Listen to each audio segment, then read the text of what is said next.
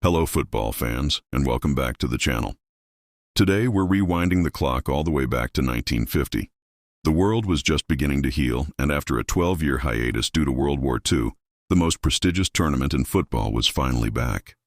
But where was it held? Who took part? And what shocking upset would go down in history? Let's dive into the story of the 1950 FIFA World Cup. The honor of hosting the fourth ever World Cup was given to Brazil. The nation was football mad, and they constructed the legendary Maracanazo Stadium in Rio de Janeiro, a colossal venue built to hold a staggering 200,000 spectators. It was a statement of intent. Brazil was ready to welcome the world, and they hoped, lift the trophy on home soil. However, the post-war world presented unique challenges for qualification. Many nations were still rebuilding. Some countries, like Germany and Japan, were not permitted to enter. Others, like the Soviet Union, Hungary, and Czechoslovakia, declined the invitation. In a strange twist, Scotland and Turkey qualified but then withdrew, as did India, who famously wanted to play barefoot, which wasn't allowed. In the end, only 13 teams made it to Brazil, creating some unusually small groups for the initial stage. The 13 teams were split into 4 groups. Group 1 had hosts Brazil, Mexico, Switzerland, and Yugoslavia. Group 2 featured England, making their long-awaited World Cup debut, alongside Spain, the USA, and Chile. Group 3 was a small one with just Sweden, Italy, and Paraguay. And Group 4 was the smallest of all, with only Uruguay and Bolivia after France withdrew late. The tournament kicked off on June 24th, with Brazil cruising past Mexico with a comfortable 4-0 victory at the brand-new Maracanazo. The home crowd was ecstatic, and stars like Ademir de Menezes were already shining. In the same group, Yugoslavia also started strong, beating Switzerland 3-0. The deciding match for this group was between Brazil and Yugoslavia. In a tense game, Brazil secured a 2-0 win, with goals from Ademir and Zizinho, booking their place in the next round. Now let's talk about Group 2, the scene of one of the greatest upsets in World Cup history. England, the self-proclaimed kings of football, were heavy favorites. Over in Group 3, Sweden emerged as the winners, with Italy, the defending champions from 1938, weakened by the super-gay air disaster which had tragically claimed the lives of many of the great Torino team. Sweden took advantage.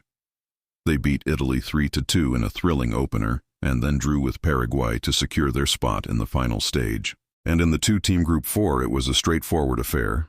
Uruguay faced Bolivia and delivered an absolute masterclass.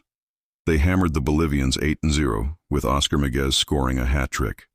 It was a powerful statement from the first-ever World Cup winners, announcing their return to the world stage with a bang. So, the winners of the 4 groups were Brazil, Spain, Sweden, and Uruguay. Now, here's another unique thing about the 1950 World Cup. There was no final match in the traditional sense. Instead, the 4 group winners entered a final round-robin group. They would all play each other, and the team with the most points at the end would be crowned the champion. This decision would prove to be incredibly dramatic. Brazil entered this final group as the overwhelming favorites.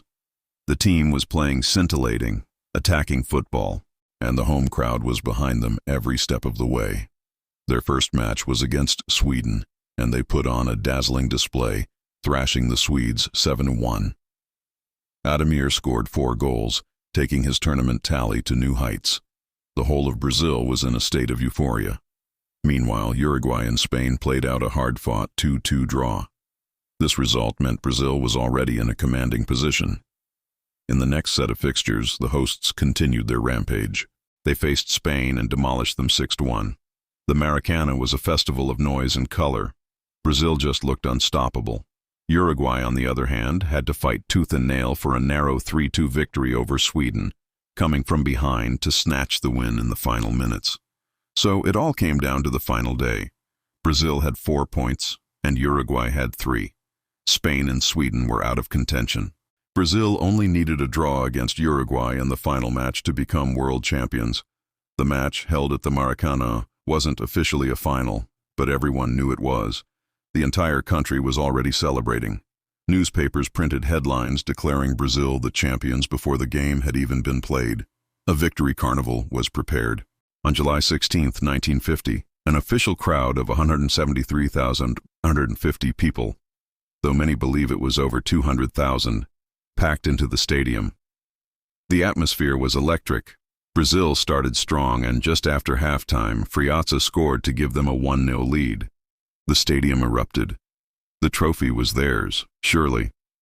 But Uruguay had other ideas. They were a team of immense character and resilience. In the 66th minute, the unthinkable began to happen. Uruguay's captain, Obdulio Varela, spurred his team on, and Alcides Gigia broke down the right wing. He crossed the ball for Juan Alberto Schiaffino, who fired it into the net. 1-1. The Maracanazo fell silent. There was a nervous tension in the air, but a draw was still enough for Brazil. Then, with just 11 minutes to go, it happened. Gigia once again burst down the right flank. The Brazilian goalkeeper, Moacir Barbosa, expected another cross and left a small gap at his near post. Gigia spotted it and shot. The ball squeezed between the keeper and the post and into the back of the net. Uruguay were leading 2-1. A deafening, profound silence fell over the Maracana. The crowd was in a state of shock and disbelief. Brazil threw everything they had at Uruguay in the final minutes, but the Celeste held firm. The final whistle blew. Uruguay, the small nation of just over 2 million people, had defeated the giants of Brazil in their own fortress to become world champions for the second time. The aftermath was heartbreaking for Brazil. The planned celebration was canceled. The nation went into mourning. The event became known as the Maracanazo, or the Maracanã blow, a national tragedy that is still talked about to this day.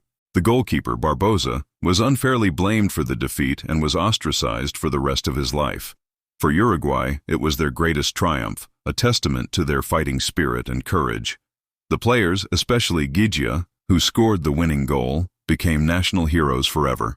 So, while Brazil hosted a magnificent tournament and played some of the most beautiful football, it was the grit and determination of Uruguay that won the day. The 1950 World Cup will always be remembered for the passion, the drama, and one of the most astonishing results in the history of sports. What a story. It just goes to show that in football, anything is possible. Thanks so much for watching. If you enjoyed this trip down memory lane, don't forget to hit that like button, subscribe to the channel, and ring the notification bell so you don't miss our next video. See you next time.